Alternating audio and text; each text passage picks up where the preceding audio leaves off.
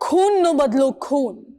અમદાવાદના વાસણાના ભરવાડવાસમાં હત્યાના આરોપીને ક્રાઇમ બ્રાન્ચે ઝડપી પાડ્યો છે। આ યુવકે પોતાના ભાઈની હત્યામાં સામેલ હોવાની આશંકાના આધારે હિતેશને રેંસી નાખ્યો હતો। આ કેસમાં પોલીસે કડક હાથે તપાસ કરી છે।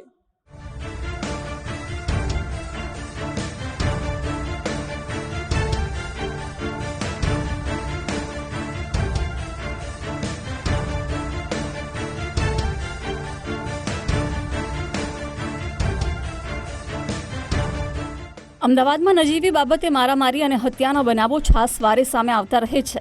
જો કે અમદાવાદ ક્રાઇમ બ્રાન્ચના જાંબાઝ જવાનો મોટાભાગના ગુનાને ગણતરીના કલાકોમાં ઉકેલીને આરોપીઓને જેલના સળિયા પાછળ ધકેલી નાખે છે। વાસણાના ગુપ્તાનગર વિસ્તારના ભીડભાડવાળા ભરવાસમાં મૂળ રાજસ્થાનના યુવકને મધરાતે ક્રૂરતાથી રહેસી નાખનાર ઈસમ વિનોદ ઉર્ફે વિકી રામલાલ રંગવાલ પણ 2 દિવસની અંદર કાયદાના પાંજરે પુરાઈ ગયો। આ હત્યાના ઘટનાક્રમ પર નજર કરીએ તો 23 માર્ચે મધરાત્રે વાસણાના ગુપ્તાનગરમાં 25 વર્ષીય યુવકની હત્યા થઈ। પરિવારના અન્ય સભ્યોની સાથે ઘર બહાર ખુલ્લામાં પલંગ પર સૂતા હિતેશને જેકેટ અને માથે ટોપી પહેરેલા પાતળા ઈસમે ઉપરા છાપરી છરીઓના ઘા ઝીંકી દીધા। સગી બહેનની નજર સામે જ હિતેશને મોતને ઘાટ ઉતારી દેવાયો। આ સમયે બહેને ડરીને બૂમાબૂમ કરતા હત્યારો ગણતરીની મિનિટોમાં નાસી છૂટ્યો। જો કે આસપાસમાંથી દોડી આવેલા લોકોએ 108ને જાણ કરી। હોસ્પિટલમાં સારવાર માટે લઈ જવાય તે પહેલા જ 108ના સ્ટાફે હિતેશને મૃત જાહેર કર્યો। મૃતક હિતેશ સાણંદમાં એક ફર્નિચરના કારખાનામાં કામ કરી પરિવારનું ગુજરાન ચલાવતો હતો। મૂળ રાજસ્થાનના ઉદયપુરનો હિતેશ લાંબા સમયથી વાસણામાં ભાડે રહેતો હતો। આ ક્રૂર હત્યાના કેસમાં ફરિયાદ દાખલ થતાં જ અમદાવાદ ક્રાઇમ બ્રાન્ચની વિવિધ ટીમે એક્શનમાં આવી હત્યારા વિનોદ ઉર્ફે વિકી રંગવાલને જાણીતી વીએસ હોસ્પિટલના પાછળના ભાગેથી ઝડપી પાડ્યો। ક્રાઇમ બ્રાન્ચની અલગ અલગ ટીમો જે હત્યાને અંજામ આપનાર આરોપી છે એની શોધખોળમાં હતી અને કેટલાક ટેકનિકલ અને બાતમીદારોના નેટવર્ક આધારે આરોપી જે છે આ હત્યાના અંજામ આપનાર વિનોદ ઉર્ફે વિક્કી રામલાલ રંગવાલ જેને પકડવામાં આવેલો છે। આ જે હત્યાનો જે બનાવ બનેલો જે છે એ બનાવમાં જે પ્રાથમિક પૂછપરછમાં આરોપીએ જણાવેલું છે કે એનો ભાઈ જે શ્રવણ જે છે એ આ શ્રવણનું આજથી 1.5 વર્ષ પહેલાં શ્રવણની લાશ જે છે એ ચંદ્રનગર બ્રિજ નીચેથી મળી આવેલી હતી। આ બનાવમાં સ્થાનિક પોલીસ સ્ટેશન દ્વારા તપાસ હાથ ધરવામાં આવેલી અને એ અકસ્માત મોતનો ગુનો હોય એ અંગેની તપાસ કરવામાં આવેલી।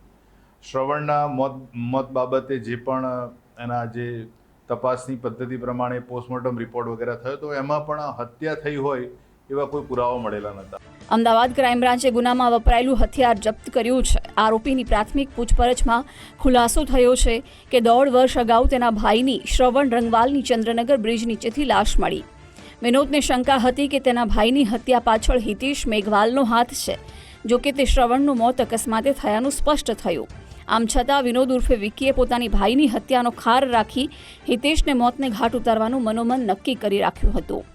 રાત્રે હિતેશ ઘરની બહાર સૂતો હોવાની તેણે અગાઉ રેકી પણ કરી રાખી હતી। છે વિનોદ ઉર્ફે વિકી એ સતત એવું માનતો હતો કે આ જે હિતેશ જે છે એ એના ભાઈની હત્યા થઈ હોય ને એ જવાબદાર વ્યક્તિ હોય એવું એને સતત લાગતું હતું। બીજું એણે પણ એ પણ જણાવ્યું છે કે જ્યારે આ હિતેશ જે છે એ એના મિત્રો સાથે બેઠો હોય ત્યારે એવી વાત કરતો હતો સતત કે આ જે શ્રવણનું જે મૃત્યુ થયું એમાં શું થયું।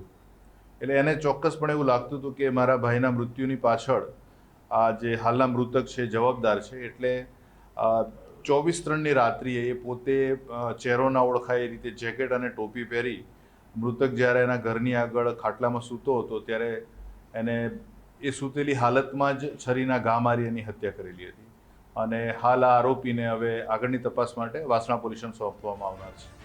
એક ખોટી આશંકાના આધારે શ્રમજીવી પરિવારમાં કમાણીનો એકનો એક આધાર એવા હિતેશ મેઘવાલે જીવ ગુમાવ્યો, જેથી મૃતકના પરિવારના અન્ય સભ્યોને 2 ટંક ભોજનના પણ ફાફા પડી જશે।